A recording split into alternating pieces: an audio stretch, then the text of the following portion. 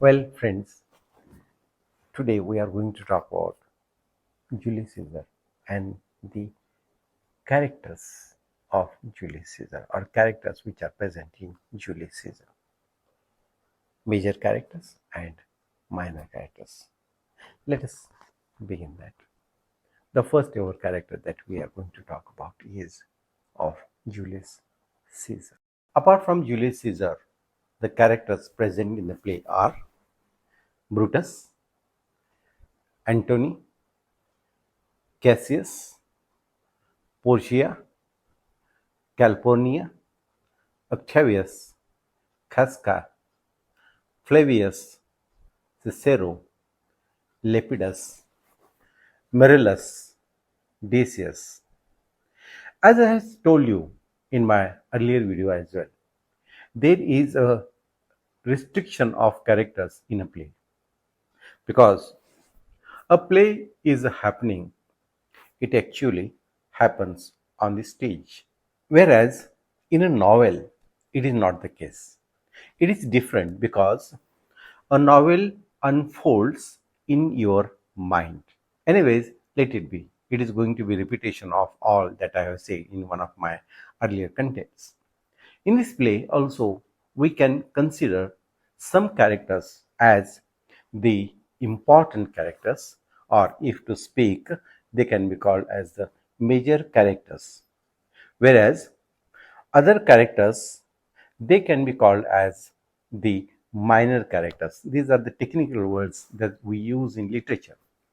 The major characters in this play, obviously, Julius Caesar, then we have Brutus, we have Antony, we have Cassius, Brutus' wife Portia, Julius Caesar's wife Calpurnia, etc.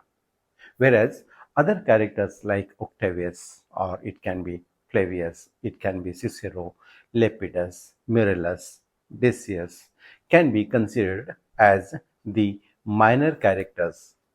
Now, let us try to understand these minor characters and major characters one by one. First, of course, we take Julius Caesar. As he happens to be the hero, or we can call it as a protagonist of the play, Julius Caesar is a great Roman. He is a great Roman general and a senator as well. As we see in the play, he has just returned Rome, being victorious in a military operations that he has carried over Pompey. The conspirators are always scared about the fact that the faith in giving him the absolute power would turn him into a dictator of Rome. Because you know that saying that absolute power corrupts absolutely. That is the truth. So many senators, though he has returned the crown thrice, three times, that was offered to him by the Roman citizens in general. In the future, he will not remain away from being a dictator, and the democratic structure of the Rome would come to an end. That is what they are scared of. That is why a senator like Casca, along with like other senators, say for example Brutus, he hatches a conspiracy to kill him. Julius Caesar was a general. He believed in to remain in the minds of the people forever. And not merely he wanted to be just become a part of the history books. It is to be printed in the history pages. So he was noble enough to remain a public institution in the public's mind. Accordingly, he has made other arrangements as well, such as, for example, distribution of all his wealth to each and every Roman. This wish that Antony reads out over his corpse in the funeral speech, or dead body, ensured that he had faith on his own performance. He was driven by his principles in public interest and wanted to remain faithful to the people. All the events that have actually happened in his victory, in his victory procession, or you can call it as a road show, prove his goodness and even nobility. He refused the crown of the kingship offered to him in full faith three times. Friends, you can see today's politicians. There is no question of denying anything that comes on the way, denying any position that is there. In fact, all the games are played to see that the position and power remains with them.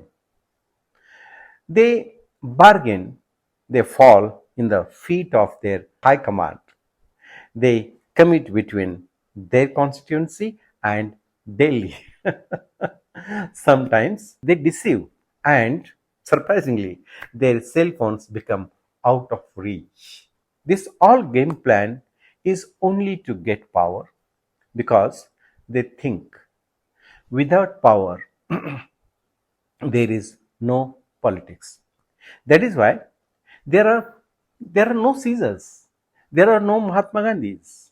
Anyways, let us come back to our characterization. So, friends, we can understand how Julius Caesar shows himself as a great hero.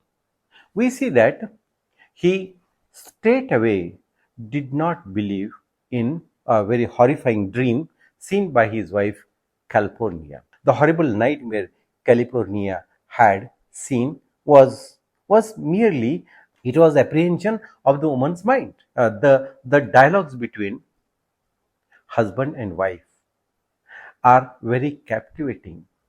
California crying almost three times in her sleep, no doubt was a great worry to him.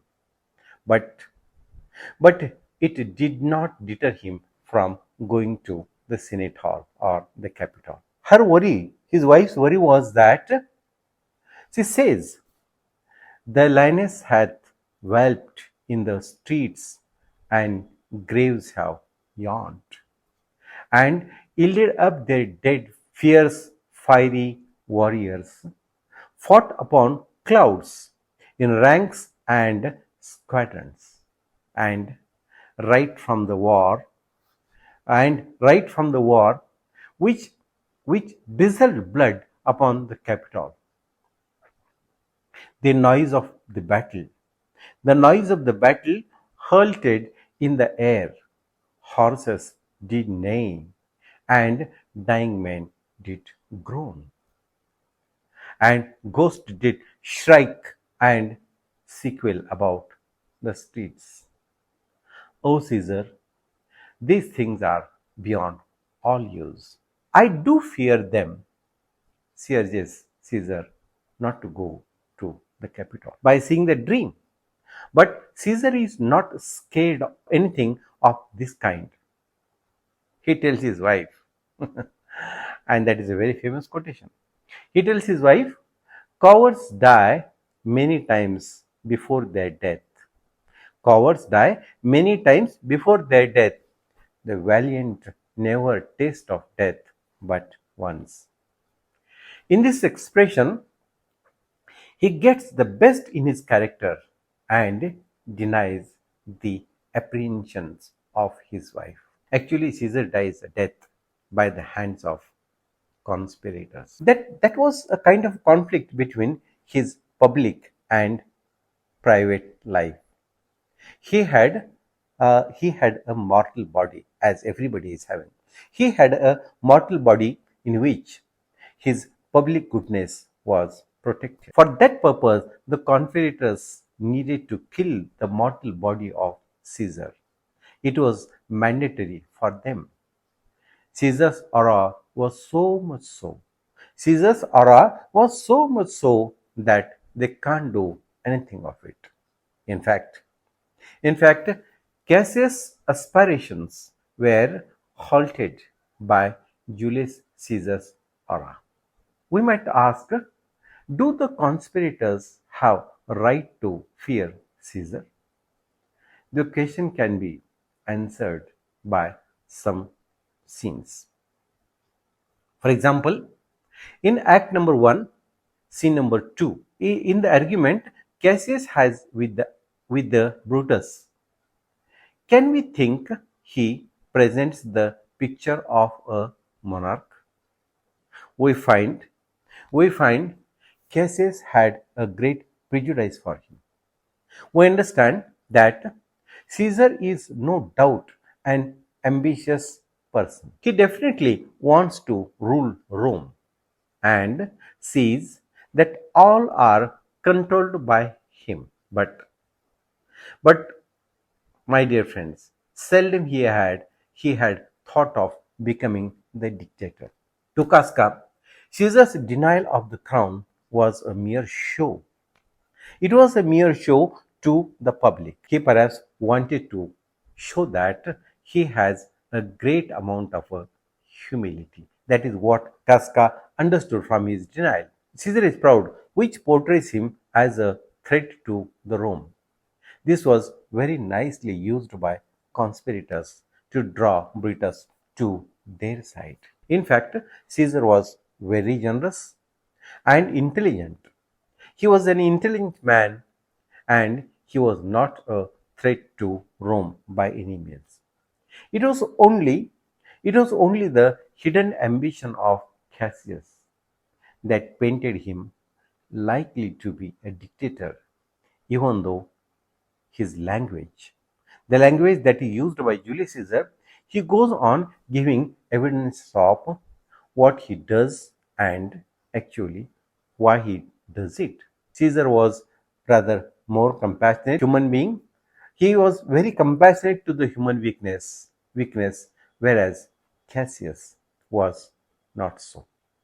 In fact, he highlighted weakness of Julius Caesar to instigate Brutus against him. Julius Caesar was an intelligent general and he was also a statesman. He was exceptionally bright. He was well educated and well read as well. He was successful because of this. He was an articulate speaker. We know that. That is why, while he speaks in the Senate, everyone, everyone listens to his each and every word. He was an energetic person besides being clever. He traveled a lot. He traveled a lot through Rome while he was a governor of Gaul. Not only that, but he authored 7 books as well. Romantic endeavor as well. He was a very smart person. He had 3 wives and number of mistresses. Can one imagine this kind of exploration? 3 wives and many beautiful mistresses. Only wisest person can have these explorations. He was cunning and generous as well. Contrary to this reputation, Julius Caesar suffers from epilepsy and he was deaf by 1 ear. His physical problems have been exploited by a person like Cassius. That is why he is a very complex person. He is a very complex character. We do not find a very strong proof that he wants to be a tyrant. He wants to be tyrant of Rome, but he is conceived that by his senators, Julius Caesar is adhering to his principles. He seems to accept death for his principles. He laid his life for justice. No doubt, Julius Caesar plays a very pivotal role in the play, in the tragedy. He is an ambitious leader. His defining characteristic was he never wanted to be a common person. he never wanted to lead a commoner's life. So, in spite of many hardships, he could rise to the power. He was aware of his legacy. He was a great military strategist. His conquests and victories in battle are remarkable. They show traits of a really great general. He is respected and feared by both his enemies and even his allies. Along with Roman Empire, his power saw his growth and even Rome got expanded. Because of these traits in his characters, he was always on the brim of being or rather appearing an arrogant person. He straightway ignored the advices of the soothsayer and even his wife California. He was the man of a people. Despite of his powers, he could connect with the people. Well, in Indian politics, such people are called Janata Raja. you will you will have certain names in your mind right now. Let me tell you, the first ever Janta Raja was Chhatrapati Shivaji Maharaj. Friends, connecting to the people, it should be done in actual, not merely virtual. Julius Caesar achieved this status of immortality in his death. What a death that he had. The chaos and the civil war that follows his death or his assassination is the impact of his life and the rule. This way, he becomes symbol of absolute power and human tragedy of relationship. In short, it can be said Julius Caesar was neither the hero nor he was the villain, but he represented the absolute power and the human fragility. By one side, we see his glory, and the other side, we find the pitfalls. He represents a cautionary tale about the absolute power and the downfall at the same time. This is the balance between autocracy and republicanism. The play and the character of Julius Caesar found are likely to be found out in our politics too. When likely to be autocratic country, how public power brings about a kind of a balance. So William Shakespeare deals with a timeless theme in Julius Caesar. Friends, you can debate on this play and can find some of the parallels in your politics too. That is why my sir wanted to write a play on that. So subscribe, like, forward, and ask your friends to subscribe. उसका तो कोई पैसा नहीं लगता है. Have good times and good going, my dear friends. Be and remain connected with me. Thank you very much.